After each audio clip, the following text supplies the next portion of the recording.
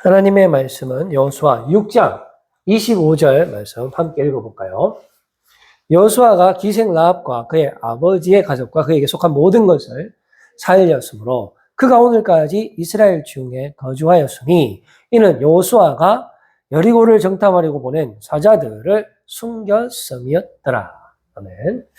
네, 이투스 교회를 위해서 계속해서 기도해 주시고요. 저희들 토요 클래스 잠시 소개하겠습니다. 첫 번째 과목은 미술치료입니다. 그리고 두 번째 과목은 중학교 1학년 영어 토양반 토요일 날 진행하고 있습니다. 여러분들 미리 접수해 주시면 우리가 무료로 함께 시간 보낼 수 있도록 하겠습니다. 오늘은 이투스 처치 캠페인 98번째인데요. 함께 나누실 은혜의 말씀 주제를 제목을 한번 볼까요? 네, 기묘한 인생 라합. 기묘한 인생 라합입니다. 이 나무 이파리가 막 날아다니는 나무 이파리인데 이게 어디로 갈지 모르기 때문에 지금 이 그림을 한번 채택해 봤습니다. 첫 번째 그림 한번 보여줘 보세요. 요즘에 아주 핫한 드라마 수사반장 새롭게 하죠. 옛날에 우리 수사반장 있는데 다시 새롭게 하고 있는데 여기에 보니까 지금 이게 숨겨주는 모습이거든요. 여기 이제 형사가 막 깡패들한테 쫓기면서 막 도망가서 어느 서점에 들렸는데 그래서 막 구해달라고 이 여인에게 부탁을 했고 이 여인이 당신이 형사인지 깡패인지 어떻게 알아요? 했을 때 이 형사가 자신의 신분증을 제시하면서 내가 형사가 맞으니까 제발 좀 숨겨달라고 간곡히 부탁을 했지만은 이 여인은 도와주지 않습니다. 내가 어떻게 도와줍니까? 혹시나 도와줬다가 내가 깡패들한테 난처한 일을 당하면 안 되지 않나요? 라고 하면서 안 도와줘. 당연한 반응이라고 볼 수가 있죠. 그랬을 때에 이 형사가 한 번만 도와주면은 내가 나중에 이 은혜를 절대로 잊지 않고 잘 갚겠습니다. 라고 약속을 했고 그 약속을 듣자마자 이 여인은 놀랍게도 형사를 숨겨주게 됩니다. 오늘 우리가 본문 말씀에서 만나게 되는 라합도 이와 비슷한 그런 사건을 경험하게 되는데요. 두 번째 그림 한번 볼까요? 보면은 이 여인이 라합인데 여호수아가 보낸 정탐꾼 2명이 이 라합이 운영하고 있는 술집이죠. 그곳에 방문하게 되었을 때에 이 라합이 이 사람들을 숨겨줍니다. 이 사람들이 누굽니까? 이스라엘 백성이고 여리고 입장에서 봤을 때는 정탐꾼입니다. 그런데 이 여인의 결정은 놀랍게도 여리고 사람임에도 불구하고 여리고 편을 드는 것이 아니라 하나님의 사람의 편을 든다라는 것이죠. 이 사람을 숨겨주게 됩니다. 만약에 발각이 되면은 자신이 엄청난 위험에 처하게 될 것을 알면서도 불구하고 놀랍게도 지금 이 정탐꾼을 숨겨주고 있죠. 우리가 이렇게 보면 오늘 제목이 기묘한 인생인데 이 정탐꾼이 젊은 정탐꾼 2명도 어떻게 보면 목숨을 담보로 상당히 기묘한 삶을 살고 있죠. 하나님을 믿고 하나님 백성의 군대의 정탐꾼으로서 상당히 위험한 임무를, 미션을 감당하고 있는 상당히 기묘한 운명에 처해 있는 사람이라고 볼 수가 있고요. 또 이러한 정탐꾼을 숨겨주는 라합도 사실은 일반적이지는 않죠. 매우 용기 있는 행동이 아닐 수가 없는 것입니다. 그래서 여기에 나타난 이 3명은 모두 다 상당히 기묘한 행위를 하고 있다라고 보여집니다. 자, 그 다음 그림 한번 볼까요? 그 다음 그림 한번 보세요. 자, 이제는 도주할 테로까지도 이제 이 라합이 그 정탐꾼들에게 보장을 해주게 되는 것이죠. 지금 이게 여리고의 백성들인데 지금 빨리 저쪽으로 도망갔으니까 잡으러 가면은 정탐꾼을 잡을 수 있습니다라고 말하면서 지금 이 라합은 숨겨줄 뿐만 아니라 이 적군들을 따돌리기까지 해준다라는 것이죠. 자, 그리고 그 다음 그림 한번 볼까요?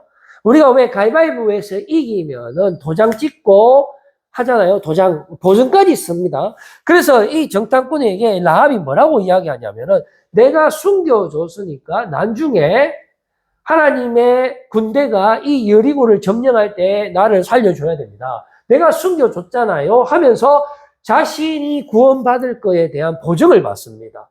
이게 지금 빨간색 줄이잖아요. 이 빨간색 밧줄을 당신의 집에 걸게 되면은 우리가 당신 집만큼은 구원하겠습니다라는 그런 보증까지 받게 되는 것이 됩니다. 그러니까 여리고 백성임에도 불구하고 여리고 왕을 배신하는데 완벽하게 배신하게 된다는 말이죠. 말을 바꾸면은 완벽하게 하나님의 뜻을 신뢰하게 되는 그러한 모습입니다. 성경 이방인에도 불구하고 이런 결단을 한다는 것 자체가 너무나 희귀하고 기묘하지 않을 수가 없다라는 것이죠. 그래서 오늘 이 기묘한 여인, 그 다음 PPT 한번 볼까요? 이 라합을 제가 기묘한 여인이다. 세상에는 이런 여인이 거의 없습니다. 뭐 없거나 드물거나 그럴까요? 왜 그러냐면은 지금 제 정신이 아닌 여자임에 틀림이 없습니다. 왜 그러냐면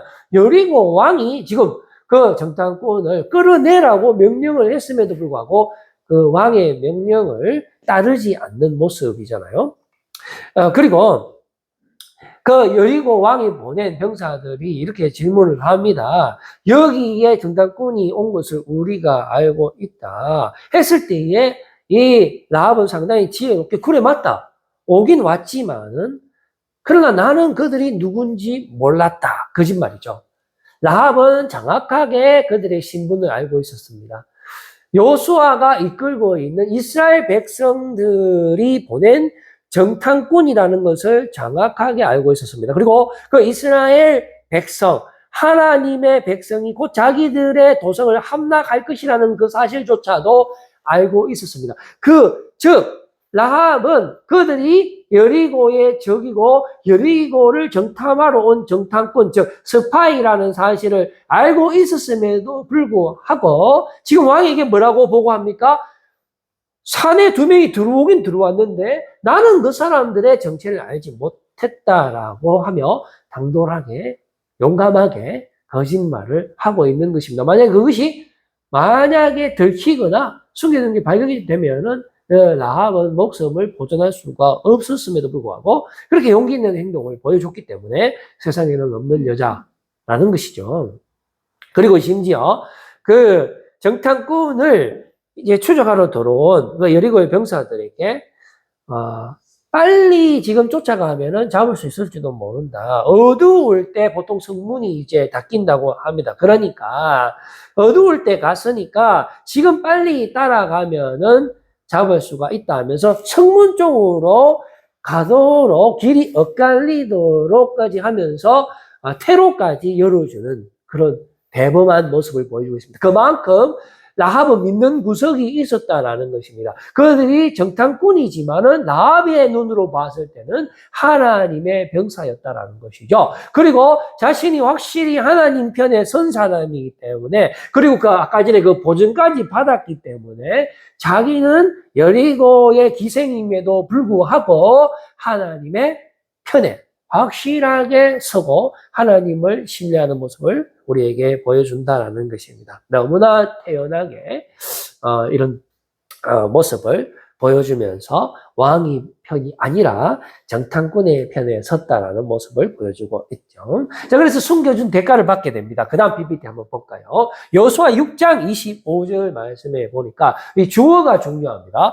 여호수아가 문장에 있어서 주어가 중요한데요. 여호수아가 기생 라합과 그의 아버지의 가족과 그에게 속한 모든 것을 살려주셨다라고 기록하고 있습니다. 그가 심지어 이때 살려주었기 때문에 그가 오늘까지입니다. 오늘까지 이스라엘 중에 거주하였으니라고 하시면서 그 이유를 여기에 기록하고 있죠.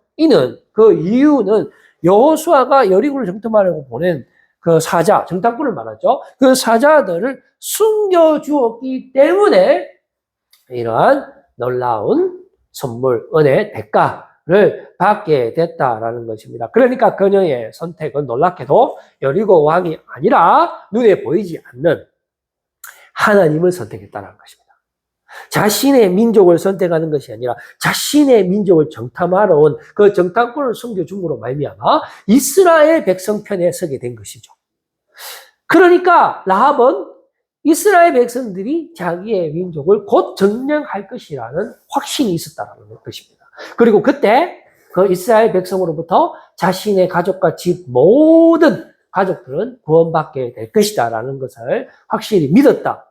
그러므로 그 어려운 선택을 하게 되었다라고 우리는 보게 되는 것입니다. 잠깐 족보 이야기 한번 해볼까요? 여러분, 여기 족보 보면은 마태복음에 보면 예수님의 족보가 나옵니다. 성경에는 여러 가지 족보가 나오지만 가장 중요한 것이 바로 예수님의 족보 아니겠습니까? 그 예수님의 족보에 놀랍게도 여리고 기생 라합이 있다라는 사실입니다. 자, 어디에 나올까요? 마태복음 1장 5절 말씀해 보니까 살모는 라합에게서 보아스를 낳고 보아스는 롯에게서 오벳을 낳고 오벳은 이새를 낳고 이렇게 하면서 예수님까지 연결되는 그 족보가 마태복음 시작과 함께 소개되고 있다는 것입니다. 그것은 상당히 중요하다라는 것을 의미하고 있죠. 자, 그러면은 이 족보상에서 우리가 알 수 있는 것이 누굽니까? 이 라합이 결혼을 했다라는 것을 알 수가 있죠. 그리고 라합의 남편과 자녀까지도 알 수 있게 되는 것입니다. 그래서 제가 상당히 궁금했습니다. 그 용감한 그 여인 라합, 여리고성 기생 라합은 누구랑 결혼했을까라는 의문점이 생기게 됐다라는 것입니다. 자, 그러면은 이 남편이 지금 여기 살몬으로 돼 있는데 이 사람을 한번 추적해 보면 자연스럽게 알 수 있게 되겠죠. 그 다음 PPT 한번 볼까요? 자, 살못은 누구인가? 요거는 예수님이 족보를 조금만 더 거슬러 가보면 알아요. 아까 전에 우리가 1장 5절 봤는데 그 앞절 1장 4절 말씀 읽어보니까 그 남편에 대한 조상들이 기록되어 있더라고요. 보세요. 람은 아미나답을 낳고 아미나답은 나손을 낳았는데요. 나손이 살몬을 낳았다는 것입니다. 그러니까 살몬의 아버지가 나손이라는 뜻이죠. 자, 그리고 이거와 연관되는 구약의 말씀을 찾아봤는데요. 민수기 10장 14절 말씀을 보니까 이 살몬 집안이 어떤 집안이라는 것을 기술하고 있습니다. 한번 볼까요? 선두로, 여기서 말하는 선두는 이집트에서 탈출할 때의 그 선두입니다. 출애굽할 때에 이스라엘 백성들의 진영의 위치를 나타내는 거예요. 선두로 유다 자손의 진영의 군기에 속한 자들이 그들의 진영별로 행진하였는데, 자, 그런데 유다 군대는 누구냐? 바로 암미나답의 아들 나손이 이끌었다라고 증언하고 있습니다. 그러니까 이 나손은 살몬의 아버지인데 이 나손이 바로 그 유명한 유대 지파의 명문 족장 가문이었다라는 사실을 발견하게 되는 것입니다. 자, 그 다음 PPT 한번 볼까요? 자, 그러면은 이 살몬이, 자, 그 다음 PPT 한번 넘겨줘 보세요. 혹시 여리고 기생집에 찾아온 그 정탐꾼 2명 중에 1명은 아닐까라는 상상을 해보게 되죠. 왜 그러냐면 너무나 예쁜 스토리, 로맨스 아닙니까? 그때 순교주면서 둘이 눈 맞아갖고, 이스라엘 백성으로 어차피 라합은 이제 구원받아서 넘어오게 되고, 전쟁 이후에 서로 데이트 몇 번 해갖고, 결혼할 수 있지 않을까. 이게 상당히 합리적인 추론이 되는 것입니다. 그리고 성경에 보면은 그 정탐꾼들을 어떻게 표현하고 있냐면, 소년 정탐꾼 2명이라고 표현하고 있어요. 미운이라는 뜻이잖아요. 라합은 또 거기에 숨겨주면서 얼마든지 그런 모습들을 우리가 한번 재구성해 볼 수 있다는 것입니다. 저는 속으로 솔직히 상당히 그렇게 됐으면 좋겠다 싶어. 성경의 자료를 다 찾아봤어. 안 나오더라고. 그러면 이거 정확한 기록도 없는데 내가 이거 설교해도 되나 하면서 이제는 막 온갖 네이버, 나무위키 뭐 다 찾아봤어요. 그러니까 몇 개 있더라고요. 어떤 학자들은 그 2명 중에 1명이 살몬이 맞다라고 하는 자료가 있긴 있습니다만 그건 어디까지나 인터넷 자료잖아요. 구약 성경 자체에서 그냥 이름을 정확하게 명시한 것은 없다라고 지금 보여지는 것입니다. 그래서 저는 중단하기로 했습니다. 자, 그 다음, 그렇지, 근거가 부족해갖고, 추리 중단. 뭐, 그렇게 됐으면 좋겠는데, 뭐, 있는 거를 있다 해야 되잖아요. 없는 거는 없다 해야 되고요. 근데 조금 아쉽긴 하시죠. 한편으로 생각해보면 우리가 미제로 남겨두는 것이 훨씬 더 로맨스다라는 생각도 했습니다. 그게 뭐 사실 우리가 로맨스는 로맨스 그 이상도 아니고 그 이하도 아니고 아니 뭐 꼭 여기서도 말고도 뭐 우리가 영화나 드라마나 현대 세상에서도 봐도 그 아름다운 사랑 이야기는 많이 찾을 수 있잖아요. 그걸 뭐 굳이 뭐 기묘한 인생으로 하면 오히려 기묘성이 좀 떨어지지 않을까요? 맞을 수도 있고 틀릴 수도 있는데 일단 그냥 놔둔다라는 것이죠. 자, 이제 세 가지 라이프에 대해서 한번 봅시다. 그 다음 PPT 한번 볼까요? 우리의 삶은 세 가지가 있습니다. 하나는 자유 라이프예요. 내가 오늘 오른쪽 길로 걸어가고 싶으면 내가 선택해서 오른쪽 길로 가는 거고요. 그리고 내가 왼쪽 길로 가고 싶으면 내가 선택해서 왼쪽 길로 가는 것입니다. 자, 그것이 자유 라이프죠. 대부분 우리의 인생은 이렇게 된다라고 생각을 합니다. 두 번째 인생이 있어요. 아니다. 그거 아니다. 우리의 인생은 이미 정해져 있다. 운명이 있다는 거지. 우리에게 숙명이 있기 때문에 내가 아무리 왼쪽으로 갈라 해도 오른쪽으로 갈 수밖에 없는 것이 우리 인간의 인생이다라는 그런 스타일의 라이프가 있습니다. 완전 정반대죠. 그 다음에 오늘 저는 말씀을 통해서 한 가지의 라이프를 더 소개해드리고 싶습니다. 그것은 바로 기묘한 인생이다. 이거는요, 우리의 자유의지에 의해서 가는 인생도 아니고요. 또 우리의 숙명적인, 우리를 기다리고 있는 피할 수 없는 그런 운명적인 삶도 아닙니다. 그럼 뭐예요? 이것도 아니고 저것도 아니고 세상에는 없는 인생입니다. 자, 여러분 마음에 준비됐습니까? 이제 저와 여러분은 세상에는 없는 그런 라이프를 지금 오늘 본문 말씀을 통해서 함께 여행을 출발해보자 합니다. 자, 기묘한 인생 한번 볼까요? PPT 한번 보여줘 보세요. 자, 이거는요, 누군가에게 선택받은 인생 또는 선택받지 못한 인생으로 또 나뉘어집니다. 그 기묘한 인생이면, 기묘한 인생이면. 하나님으로부터 우리는 선택받은 백성일 수도 있고요. 아니면 선택받지 못한 백성일 수도 있습니다. 우리 몰라요. 하나님만 아시죠. 그러니까 기묘한 거죠. 자, 그런데 에베소서 1장 5절 말씀에 보면은 우리가 다 선택받았다라고 말씀해주고 있어요. 그리고 우리가 그것을 믿는 것입니다. 눈에 보이지는 않지만은 하나님이 나를 사랑하시고 하나님 뜻이 우리 안에 있고 그 뜻이 이루어지기까지는 절대로 하나님이 우리를 떠나지 않고 심지어 그 뜻은 우리가 태어나기 전부터 있었고 이미 예정이 되어 있었는데 그것이 다 하나님의 때에 맞추어서 이루어지는데 기필코 이루어진다라는 것입니다. 그래서 그 인생은 우리 인생이 없는 거예요. 숙명을 초월하고 운명을 초월하고 우리의 자유의지를 초월하는 그러한 인생이다. 저 기묘한 인생이라는 것인데 그 기쁘신 뜻이 나오잖아요. 우리를 예정을 했는데요. 예수 그리스도로 말하면 이 부분이 상당히 중요합니다. 바로 예수님 때문에 이 모든 현상이 나타난다는 것입니다. 우리의 뜻하고는 상관이 없어요. 오직 예수 그리스도의 은총의 은혜만이 우리를 다스리고 주장합니다. 내 행위에 의해서 이루어지는 것이 아니에요. 내 선행을 통해서 내 악행을 통해서 이루어지는 것이 아니라 오직 예수 그리스도의 은혜로 은총으로 우리의 삶이 처음부터 끝까지 계획되고 보호받고 있다라는 놀라운